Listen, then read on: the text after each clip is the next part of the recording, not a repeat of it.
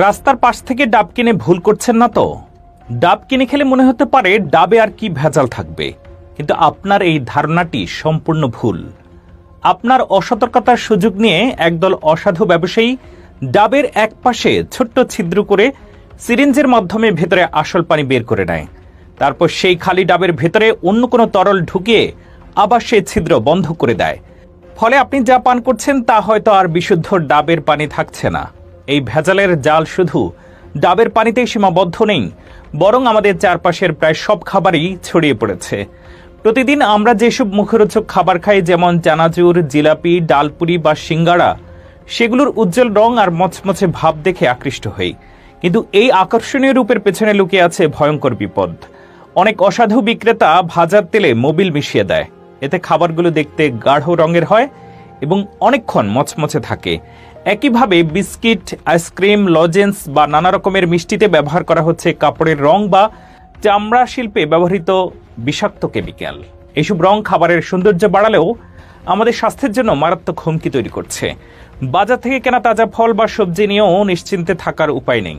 ফল তাড়াতাড়ি পাকানোর জন্য বিষাক্ত ক্যালসিয়াম কার্বাইড ব্যবহার করা হচ্ছে, যা মানবদেহের জন্য অত্যন্ত ক্ষতিকর।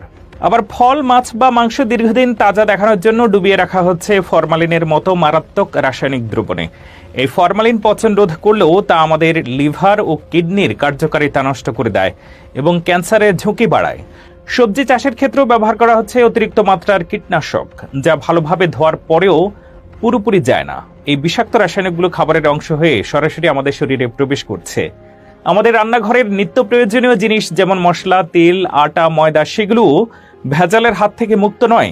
মরিচের গুঁড়োই মেশানো হচ্ছে ইটের গুঁড়ো, হলুদের গুঁড়ায় মোটরের ডাল বা বিষাক্ত রং, আর ধনিয়ার গুঁড়ায় কাঠের গুঁড়ো বা পচা ধনিয়া।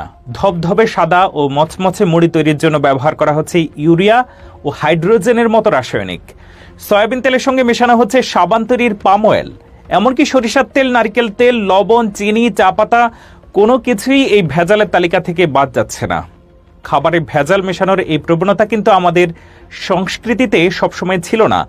বলা হয় ব্রিটিশ শাসনামল থেকে মুনাফা ভিত্তিক ব্যবসার প্রসারের সাথে সাথে এই সমস্যা শুরু হয়। তখন থেকেই দুধে পানি, চালে কাঁকড় বা ঘিতে ভেজাল মেশানোর মতো প্রতারণা শুরু হয়। আগে এই ভেজালের কারবার মূলত বড় শহরগুলোতেই সীমাবদ্ধ ছিল, কিন্তু এখন তা গ্রামে গঞ্জেও ছড়িয়ে পড়েছে। অধিক মুনাফার লোভে ব্যবসায়ীরা মানুষের জীবন নিয়ে ছিনিমিনি খেলছে, যার ফল ভোগ করতে হচ্ছে সাধারণ মানুষকে। এই সমস্যার ভয়াবহতা ফুটে ওঠে বিভিন্ন সরকারি সংস্থার রিপোর্টে।